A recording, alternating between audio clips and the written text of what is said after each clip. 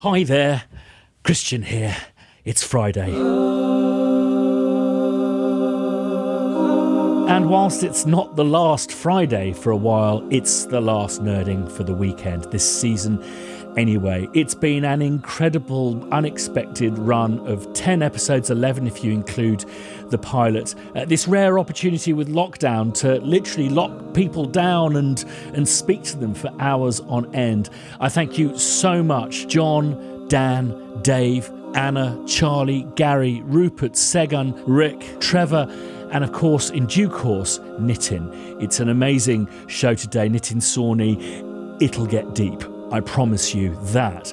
But also we've got probably one of the best piano drops we've done thus far. Just an incredible set of insanely inspiring free instruments that got submitted this week. I guess just going back through that list of names, it does highlight the terrible lack of diversity, not only in this series, but in our industry. And I think this has very much come to the fore during the process of creating this season. I think if I'm going to take anything away from it is if I can't afford the time to do it properly, or indeed to get the help to do it properly, and properly for me means representation, then I shouldn't do it at all. Before I get stuck in there, it's Make Music Day this weekend, so do keep an eye on Spitfire Audio's channel. If you've not had enough of me already by then, I'm doing a couple of shows on the Spitfire channel for Make Music Day and a follow-up back here on the Sunday piano book kind of special with all sorts of sampling fun and making music to sunrises, that kind of stuff. It's summer solstice. I'll be up on the top of Crow Hill for sunrise tomorrow, filming the last ever piano book lockdown sunrise, I hope. Well, not sunrise, the lockdown bit. So as I say, just keep an eye on both the Spitfire and this channel for a bumper crop of stuff to be getting on with this weekend. Not that you guys haven't been keeping yourself busy. Dave Hilowitz tackles the sustain pedal as he breaks down how to properly sample a piano, and Jon Meyer demonstrates his Meyer Choir with a wonderful walkthrough video. Dan Keane shows us how to write for the BBC Symphony Orchestra Discover in real time, and Trevor Morris gives away more trade secrets as he shows us how to make 30 musicians sound like 90.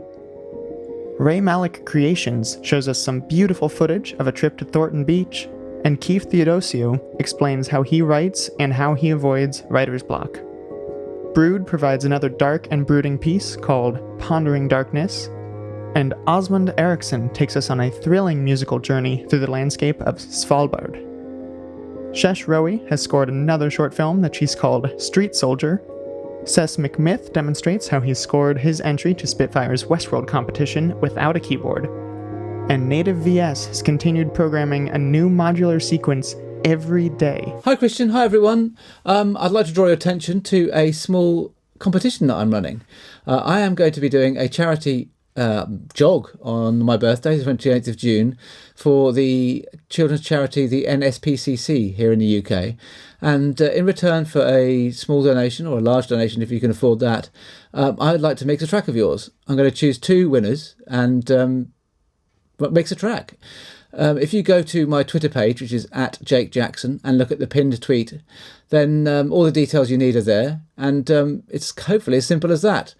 The closing date is soon. I'm going to run the marathon on the 28th of June. So I need your donations by then, please. Other than that, the information's there, and good luck. And thanks very much indeed. Bye. Hi, my name is Brian Waters, and I wanted to use this final nerding for the weekend to try and tell you about something very exciting that I'm trying to put together. So it's called theqtube.com. And it's basically a community. I really like this aspect of what Christian and the guys at Spitfire are doing, the community aspect. So it's a community for composers and especially for aspiring composers. Some of the things I've realized from the Westworld competition is how difficult it can be to get quality video resources to work with, to practice, to use, and of course to have the liberty to be able to showcase those without worrying about copyright and so on. So what I'm doing is I'm putting together a library of hopefully high quality videos covering a spectrum of genres without music, which people like yourselves, composers, can take, can experiment with, can create a little score for. And when there's something that you feel you'd like to share, something that you want to add to your portfolio, you can actually upload it to your own channel within the site. And you can keep doing more and more of those, build up a nice collection of videos, again, covering different genres, different styles of music, different styles of video, and share it with the community, exchange ideas, learn from each other, maybe collaborate on projects together. But more crucially, it'll be a resource that filmmakers can then come to, search through their portfolios by keyword, by genre, by style of music, by style of video, maybe by location and things like that, and find people to provide music for their projects. So you won't be providing stock music, you'll simply be providing illustrations of what you're capable of doing. And I really look forward to hearing from you. So go and have a look, theqtube.com.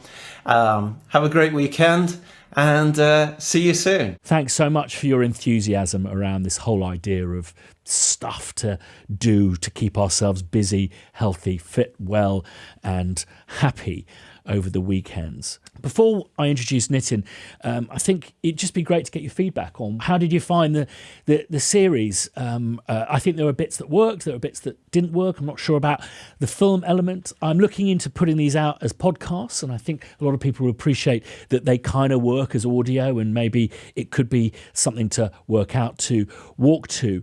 And I will certainly think about more content along this line in the future, but would really appreciate your guidance here. For me, I'm putting together a team of people to help me make video content of a higher quality, and one of the reasons why I've stopped at 10 episodes is, other than the help from my assistant Charlotte and Kellen, to do something I'm not natural at, interviewing and to edit this all together, has been pretty insane and very interesting. God, do I waffle. So, to say this gentleman is a Renaissance man is an understatement. The list of credits, unbelievable, and activities that this gentleman has been up to during his professional life is staggering.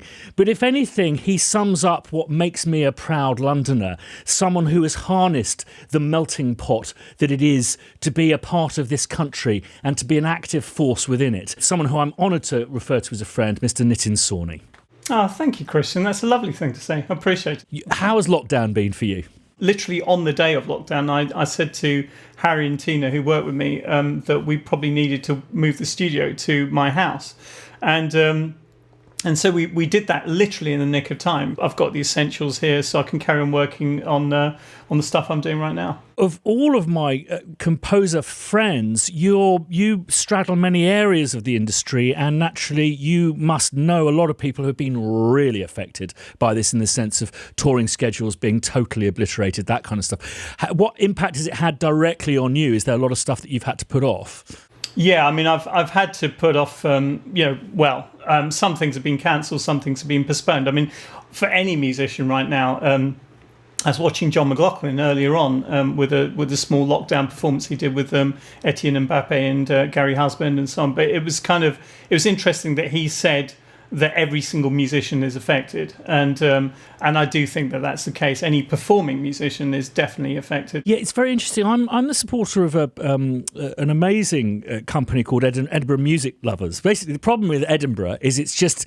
compared to Glasgow, it's a bit shit for music. They're really trying to put Edinburgh back on the map, and they're just slowly. I mean, they had Colin Stetson was the first act that they brought up here, which is absolutely extraordinary, putting some really good music on and stuff.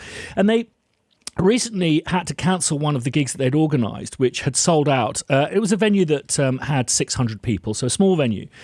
But they instead sold the tickets online for a streaming event, and it sold 10,000 tickets.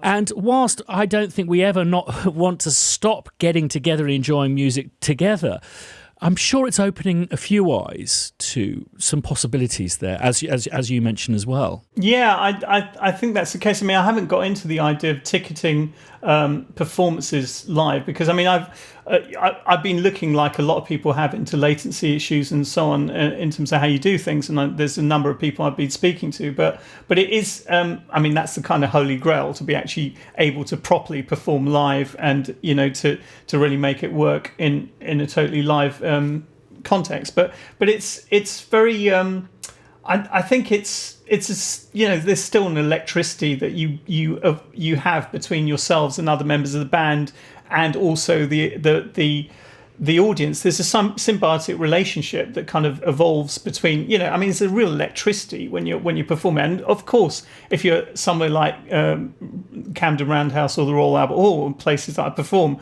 you can't replace that incredible atmosphere and the buzz that you get from hearing people's response. What it has reminded me is, we are part of an industry, and an industry that we often feel could very much improve in its in the way that it operates. But it is an industry that exploits just a very basic human need, which is to come together and to make music. What I thought was extraordinary is the musicians came out and worked out how to play.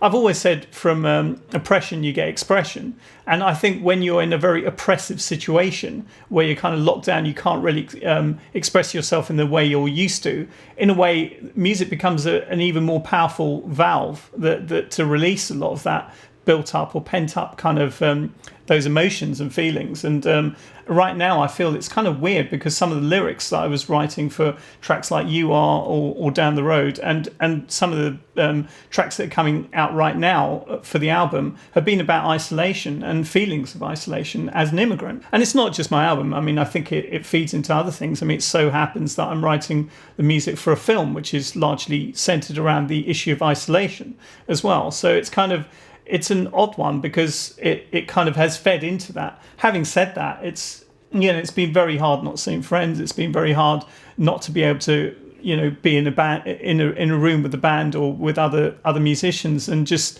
create music that comes from just that electricity of being in a room with someone. I've seen a real mixture of people who've seen it as an opportunity and have got their heads down, and a lot of people who have found it incredibly difficult, particularly to compose. Low-level depression, I guess, can affect our creativity, and I guess are sparked by different things. I don't tend to write music from my head. I tend to write it purely from my feelings, and I think a lot of people do that, but I think sometimes when you're in situations that can feel very difficult, you end up in your head a lot. And I think the best music, from my point of view, always comes from your intuition, and from, I mean, this might sound quite pretentious, but I kind of think from communing with the universe. Freud talked about this kind of oceanic feeling, this idea that there was a consciousness in the universe that we tapped into. And I think I've mentioned it to you before. When you kind of let go of your thoughts and on your feelings, and you get into more of a meditative, reflective place, I think music will always come, and because there's a manifestation, I think, that takes place that communes with your own feelings and your own thoughts and your own experiences, but actually comes from something bigger. I've said to you before as well that Einstein once said that relativity came to him through his musical intuition, and not his kind of mathematical brain or scientific brain, but it came through him. I think it was Shinichi Suzuki who actually said this originally, who quoted him as saying that. And I think that's incredible. I mean, he was a violinist, Einstein, and he was a very good one, apparently. So, but it fascinates me that would have been his way of getting to relativity. And I think there are incredible discoveries to be made by opening yourself up, and I mean, I wouldn't say necessarily meditating in a kind of traditional sense or in any connection to any theology or religion or anything like that, but just being silent and open. And I do think there's a lot to be said for doing that in terms of how we can really hone our creativity. You have reminded me of the first time my A-level music teacher played me 433. Oh, right. And because I thought it was just a stupid idea, and don't be so ridiculous. He said, well, shall I play it for you? And it was a rather beautiful moment. It's something I remember to this day, of kind of going, There's music everywhere, or rather, to use John Cage's, there's noise everywhere. It just hasn't been organised yet. Yeah, absolutely. You know what? I think I've always loved the idea of covering that. I mean, how would it work copyright wise? No. Well, that's happened. What's his name? He wrote the Oliver musical. His name has lots of B's in it, but he did an album about 10 years ago and had 2 minutes of silence on it and got sued by Peter's Edition. Yes, absolutely. This is so crazy. Yeah. So any kind of any time interval at all that actually has ambience is you can't say that's a piece of music that's original. Well, they proved that it was a sizable excerpt from the sheet music, and I believe they won. Oh, I didn't know that. Oh, that's fantastic. Oh my God, I've got to get that. That's brilliant. I mean, I won't cover it. No, that's brilliant. Do you know about qualia? No. So qualia is where you have, and this was, I think, about 50 odd years ago, they coined this term, which is to do with brain activity. They studied this, but qualia is really a definition of subjective human experience. So I may actually see the colour red differently to how you do, or I may actually smell coffee in a different way to how you do. And I find all this so interesting at the moment. I'm kind of reading a lot around this because it's kind of the idea that we have our own very individual experiences of music that are unique to us and our relationship with everything that's around us. Music is something like we jump on like a travelator. It's a continuum. We don't, when we start at birth, start from zero. It's all to do with the hundreds and thousands of years of music that's gone before it. The idea that this stuff is intellectual property, I think, is an interesting one, because it's like, well, that's happening, and that's happening in Reykjavik and Iceland, and there's no way that I would have heard that, but I'm kind of moving in the same direction as well. Flocks of birds, their reaction time is 100,000th of a second to each other, but they flock faster than that. So there's this idea that you have spontaneous patterns that will kind of evolve in the universe that are just kind of natural patterns that aren't necessarily communicated between birds in that instance or anything else. I mean, the greatest musicians for me are always the ones who are the most intuitive. I mean, invariably, and they may have learnt the grammar of their skill, like Panditji Ravi Shankar, like Hari Prasad Chaurasia, some of the greatest Indian classical musicians, but also people like Beethoven and so on. They learnt the grammar of what they needed to say and the skill and so on. But ultimately,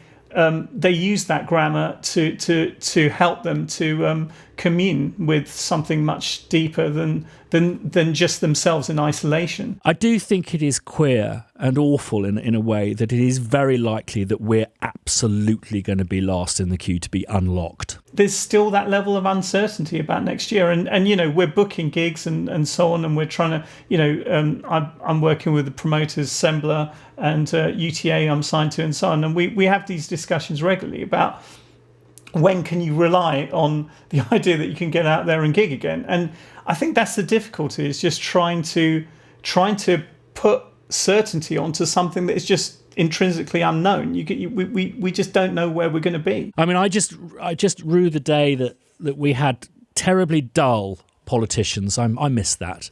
Administrators who'd moved their way up through the councils, and I think that what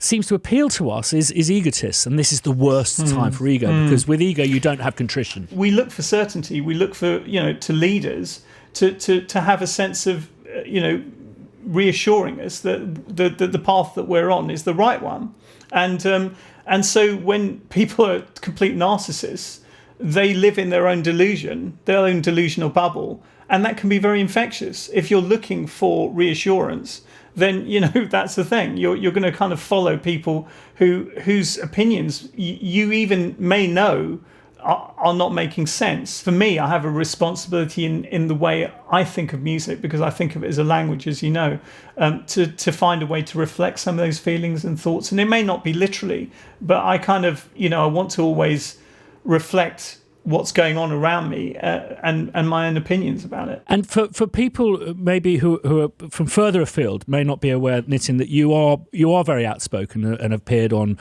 political programs and stuff like that. So I'm very interested to kind of pursue this because naturally it's not only the COVID crisis we're living through, but we're living through an incredibly tragic and interesting time. It's a point at which I am really struggling and would possibly very much welcome some advice.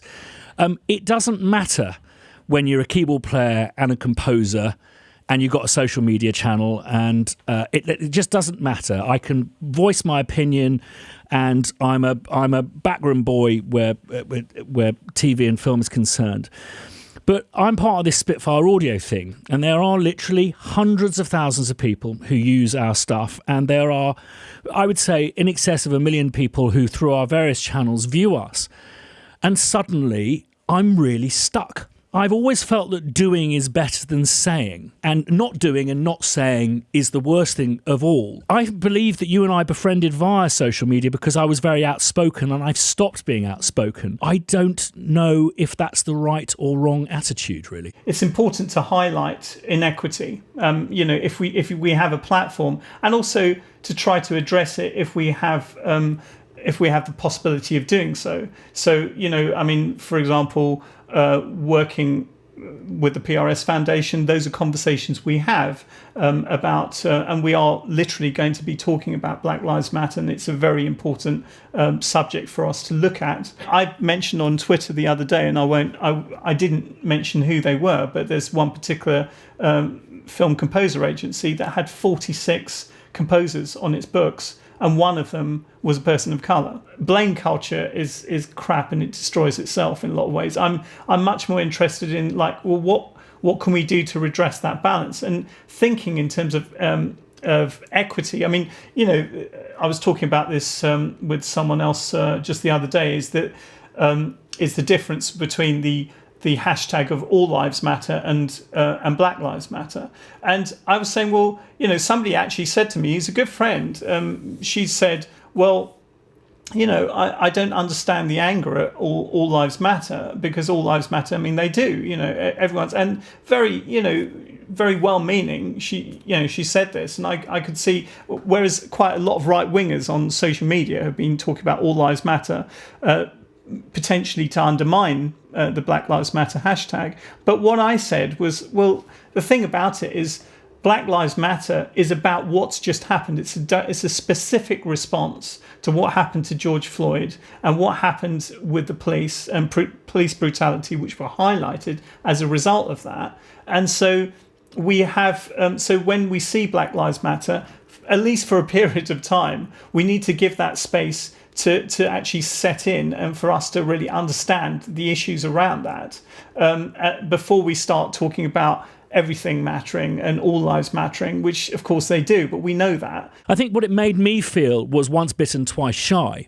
of kind of I'll crawl back into my shell because I've had my knuckles rapped by daring to come out and go, well, I'm in support of this. And I think that is one of the dangers. But I also think that where we operate is a particularly interesting part of the industry, because naturally in parts of the industry there are huge gender imbalances in part of, and we happen to operate particularly, well, certainly where composition is concerned, where there is both a huge gender imbalance and also very poor representation and diversity, particularly in the sense of the orchestras that we record and all of that kind of stuff. You cannot make a violinist overnight. This is something that is generational.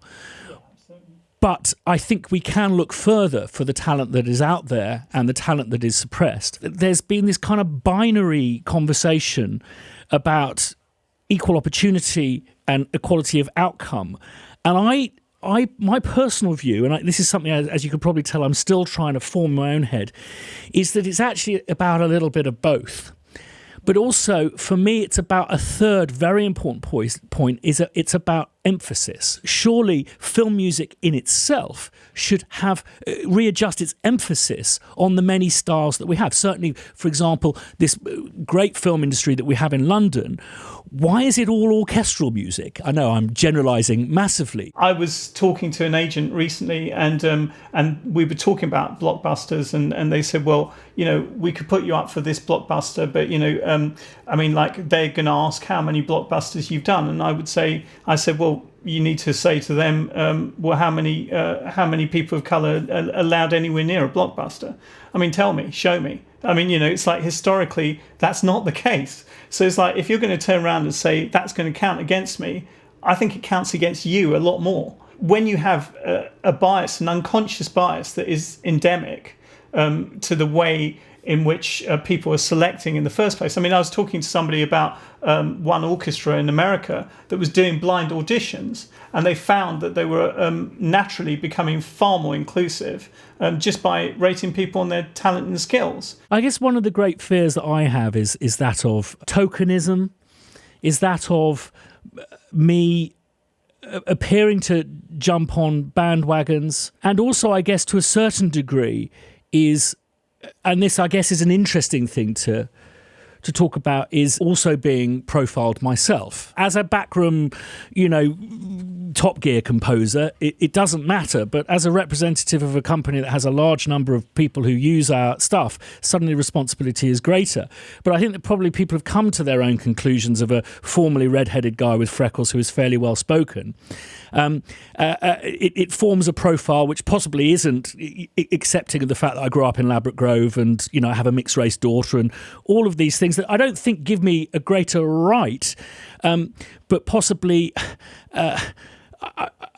I would say by being profiled, what people are doing are saying you are not educated in this and therefore really shouldn't be talking about it. And I think that's a fear that I have, and I don't know whether that's correct or not. I don't feel like I have the right to talk about certain issues with Black Lives Matter because I'm not black, and I can't speak about, as a person of colour, I don't experience the disproportionate, I haven't got within, as a person of Asian heritage, I don't have the disproportionate number of, in my culture, of deaths that have happened within the black community in just this country alone, in prisons, which is hugely disproportionate to the demographic. And you kind of, so I can't speak on that, as somebody who's experienced it. But what I can do is look at information, data, look at educate myself about what is going on. A few years ago, I was saying that I was lucky enough to be nominated for an Oscar, shortlisted, not nominated, Jesus, shortlisted for an Oscar for Breathe. I, at the time, just went through the list, and it was about 160 odd people, and only 5 of them were women. I think it behoves us to speak up if we are benefiting, if we have privilege as a result of being male or white or whatever. It's important for us to be the ones to speak up and say, well, this is unfair. Look, have you looked at these stats? I just think it's a shame, that this, it's taken such an awful event to really highlight this and to draw it to people's attention to, in the way it has. And right now it's kind of, it's interesting, with the whole thing with the tearing down of statues and so on. It's kind of, I don't think of that as revisionism. I think of that as correction of an injustice and of a public, something that is an affront to public, humanity. I mean, I think I don't really want to walk past a slaver, thank you very much, sort of like lionized in front of me. And that's the problem. These are lionizations. These are turning people into bigger than life heroes. I think what's been fascinating living up here in Scotland is to see how many, I don't know if you saw, they've proposed street name changes to all of the slave owner street names, and to see the shock on Scottish people who've lived in Glasgow, familiar with the word Buchanan Street. It's it's like Oxford Street, and to go, I had no idea. Like I said, I don't think it's historical revisionism to actually say, look, this is no longer appropriate in this day and age where we are a bit more enlightened and we have looked at these things with a bit more thought. And societies do evolve. You don't have to kind of hang on to every aspect of history to kind of validate its significance. We both went to school in the UK, and I don't recall a single hour spent talking about the slave trade. An hour. I didn't know that Glasgow, Liverpool and Bristol were slave docks, basically. Well, I did know about slavery, but it was taught in a way that was not actually highlighting the inhumanity of it. Yes. It was just taught as in the same way that India was a colony, and colonialism was not really seen as something to kind of condemn, but it was just a simple fact, and there wasn't very much else taught about Africa or India. Well, I think one of the greatest dangers I see at the moment, and again talking about you mentioned alternative facts earlier on, is the lack of importance that's given to context. I mean, comedy is something you've been involved in, and this is a very hot topic at the moment of how you have to contextualize these things because they are simply senseless unless you do. And I think that's a real key point that's being missed. If you don't give people history, they won't have context.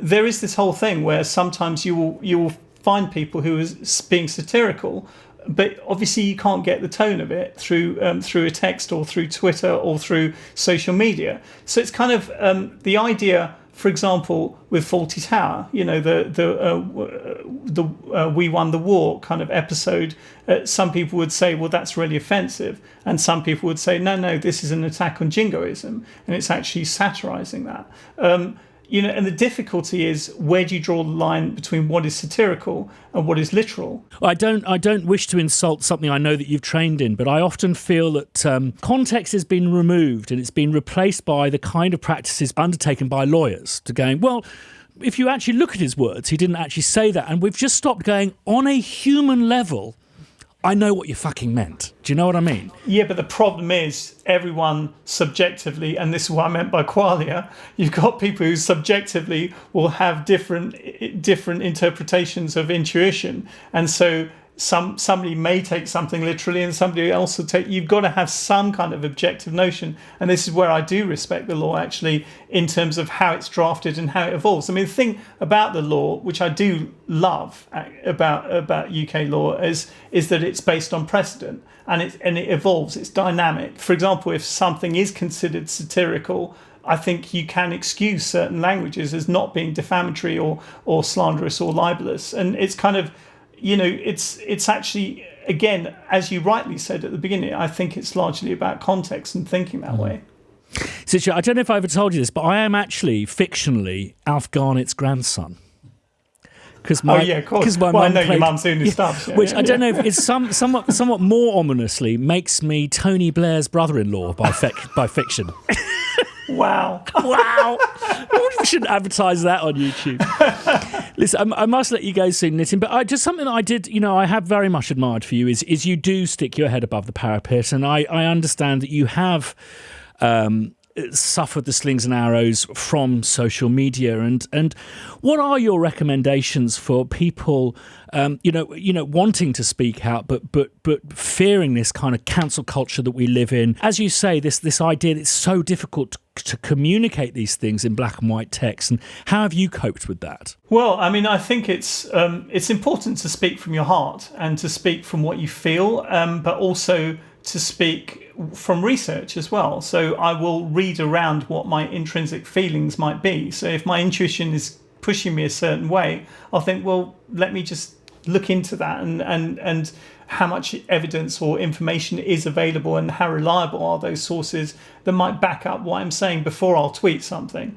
Always recognise that you can block if someone gets abusive. I mean, I've said this many times on my Twitter. If people come at me, wanting to debate, I'm very open to that, and I enjoy that. I think that's great. But if somebody comes at me abusively or aggressively, then I'll just say, well, I don't need to listen to that. I'm not, I don't need to win you over. Having wit cuts to the chase, and you can get there in whatever character numbers you're allowed in Twitter. And I think that does. Again, I think that humour has a huge place, and satire. Couldn't agree more. Absolutely. I think that's very true, and I think you can very easily diffuse a situation which might be getting pretty heated by just injecting a bit of humour into it. And I think it's important always to have an open mind and to listen to other people. And I think, but yeah, a sense of humour is a good thing. You, like I said, you've got that, and I've seen you.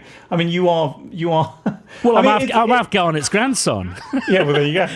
No. But actually, I saw on Twitter this morning. There's a scene with your mum dancing. Yeah, what a great dancer! Your mum. I mean, fantastic dancer. I think that's where the music thing comes from, because she really. I mean, considering that was like 1968, and she was really amazing. She's on the money. Yeah, absolutely. Wow. Brilliant. And I remember on Give Us a Clue as well. She was really animated and fantastic on that. I'm very fortunate. 3 members of my family have been in Fawlty Towers, and they again have been in the news this week. I always said to my dad, it's amazing that Connie Booth and John Cleese, who wrote Fawlty Towers, they really didn't fall into some of those awful traps that people fell into with sitcoms.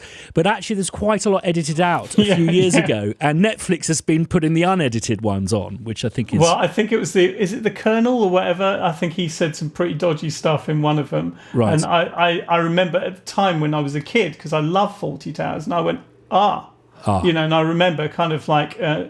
sitting up in my seat, feeling really, feeling really uneasy about what was happening on the screen. And I think that's where the difficulty for me is if something was blatantly satirising jingoism, then is that something you take down because it could be interpreted literally? That is the word that we can draw largely from this discussion is to empathise.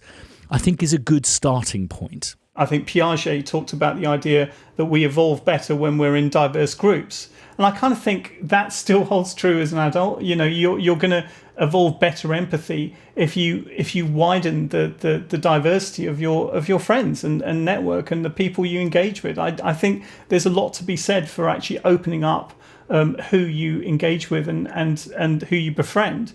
And maybe you might find yourself quite surprised by who you have a lot more in common with than you imagined. And it just touches back on the thing that you mentioned earlier about narcissism, particularly NPD, is at the centre of it is an incapability, no matter how much you want to actually experience empathy.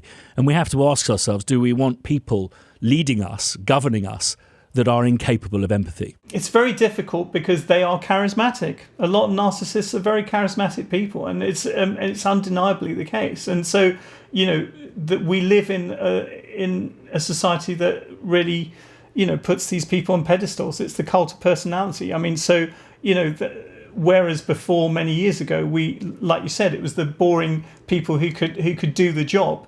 It's now no longer about that. It's we have people there who just are popular, and they're popular for whatever reason. And it may have nothing to do with the ability to govern. Nitin, just if there has been a particular kind of jewel or a glimmer of something that's come out of the last couple of months, whether it be an artist that you've discovered or a charity or just something that is something that's filled your heart with a degree of hope.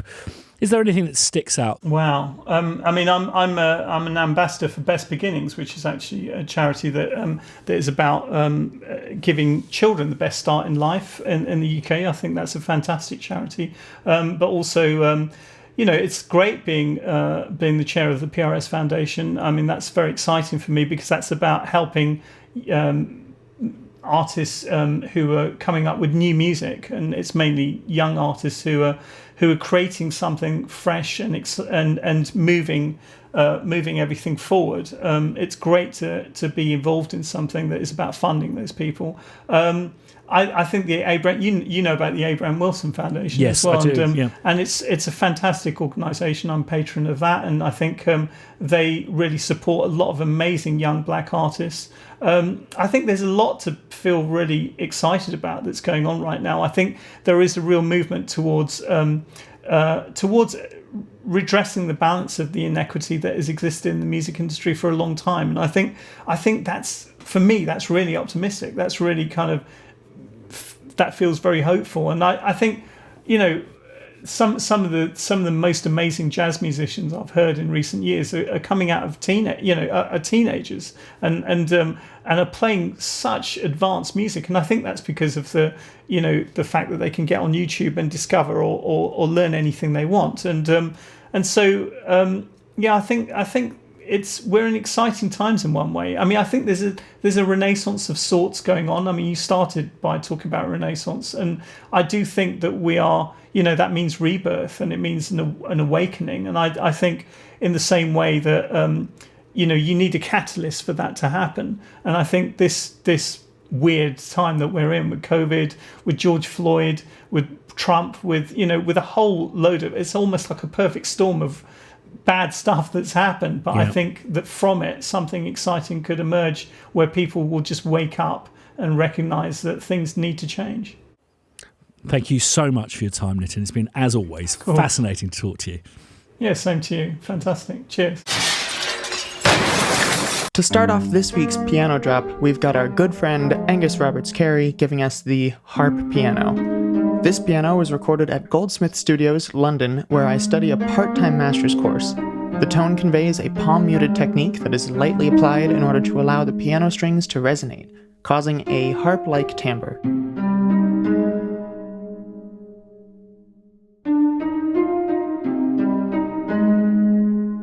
Let's just check out these different mics.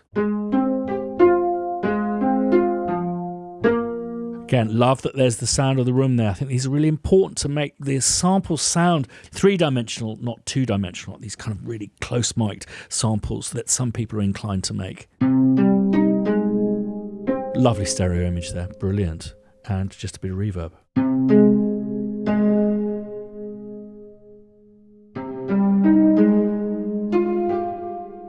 Beautiful. Next up is the Little Red Toy Piano given to us by BelaZee. She says, one day I found a little red toy piano in the attic of my grandma's house.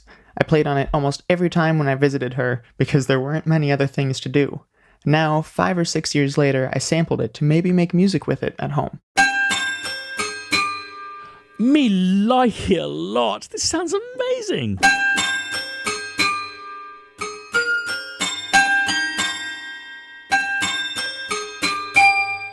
Got to just take it to Naughty Land. One sec. Wow, I've got all those release triggers. Yeah, you see this with reverb. These types of sounds pitched way down do sound very large, please. Do sound insane.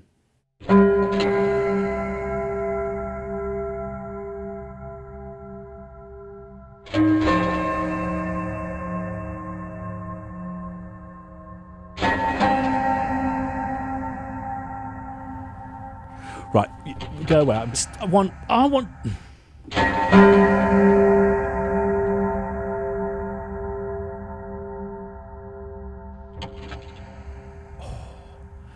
Who thought a kid's toy piano could be something so engaging? Up next is a fantastic instrument given to us by Chester Gwazda, the BaltiWurli. He says, I'm new to Kontakt and sampling in general, and I love the idea behind Piano Book. I wanted to contribute, so I sampled my Wurlitzer 200A. It's named BaltiWurli because I'm a proud resident of Baltimore, Maryland. Easy Tiger with amazing GUI. It's something I'm so familiar with because I own one of these. He's a bit poorly at the moment. Brilliant vibrato. I wonder if we just have a little look at that vibrato. Is that a little... Just wanting to see how you did it because it really sounds very... legit. Okay. Oh, it's doing pan. Oh, I see. Absolutely meticulously programmed. Absolutely fantastic. Great sound.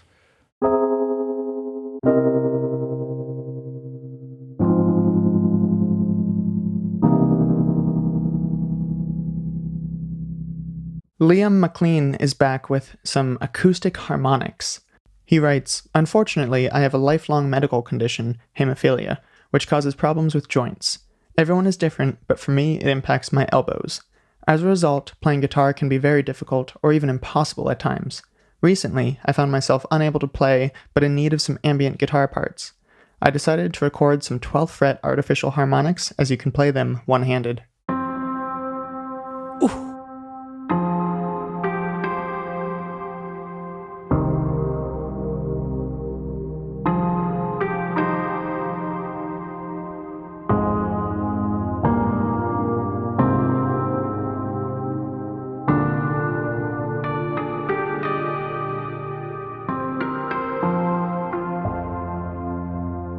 Just listen to these different ones.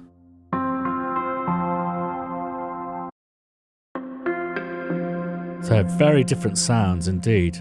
Absolutely fantastic, thank you. Last, but certainly not least, given to us by the Sons of Serendip, is the jaw-droppingly beautiful MICAH'S Choir. In the year of the Great Pandemic, a cinematic pop quartet called the Sons of Serendip, consisting of a cello, harp, piano, and vocalist, found themselves in quite the predicament. Due to the social distancing decree enacted by the kings and lords across the land, they found it very difficult to procure performances. In need of means to sustain their livelihood, they turned to recording, licensing, and scoring. I, Cordaro, the arranger for Sons of Serendip, called upon Micah, a theologian by training, musical empath by blood, and phenomenal cantor to boot, and asked him to channel his being into 4 dynamic layers of bleeding heartache to reflect the pain latent in recent global affairs. Due care was taken not to numb or sterilize the pain, but to allow each note and layer to have its own idiosyncrasies. Simply move the mod wheel, and you will feel the ache in each layer.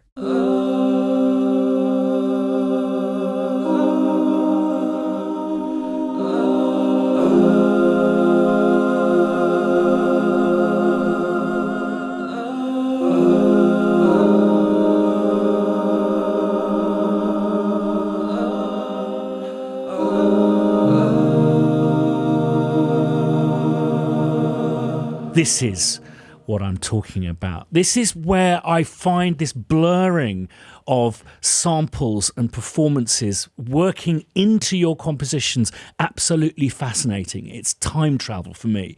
It's stunning vocals, beautifully recorded, but the concept is so great that basically you compose with the performance happening before you. It's this whole idea of the timeline usually is composing, performing, but to take the performing before the composing and for you to compose almost like you're jamming with the samples is stunning. Also, I'm glad I got my jazz chords out earlier.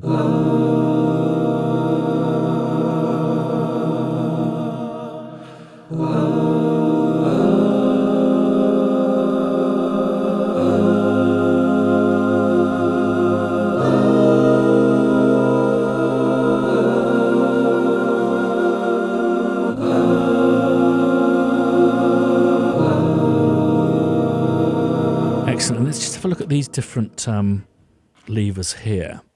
I'm just going to switch my palette gear on. That's my number one question is asked underneath these videos is, what's the thing you're using? I should just start every video with palette gear.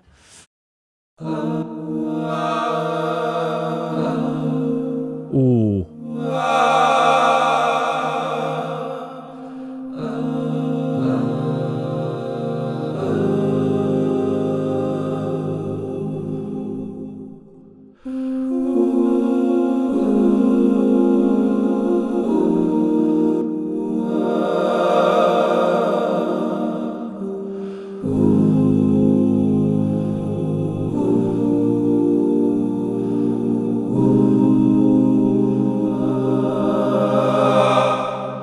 Well, what a way to see out the season. An absolute work of sampling art. If there's more free samples that you want to check out, well, there's different ways of doing it. This Sunday, as I mentioned before, as part of Make Music Day, we're going to be having a highlights of the previous month, an insane number of submissions this month.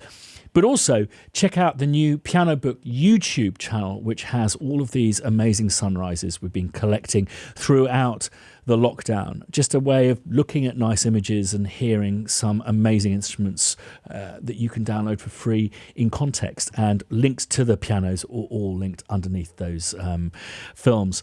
So I guess this is us for now. And as I said before, please put some comments underneath to talk about what you thought worked about this season and this series, and if it's something I should continue with. I guess this is kind of coming to the end of what's been an absolute mega amount of output that I've done for lockdown. It's kept me sane, and I hope it's helped in whatever situation you find yourselves in. I think that we're not in the clear yet, but I can sense that people are starting to kind of go back to work and become a little bit more busy. I myself am going to take a little bit of time off to rest and recuperate from what has been an incredible 2 to 3 months. I do hope you take care and have a wonderful weekend. I'll see you over the weekend, I'm certain, and in the very near future. Lots of love to you all.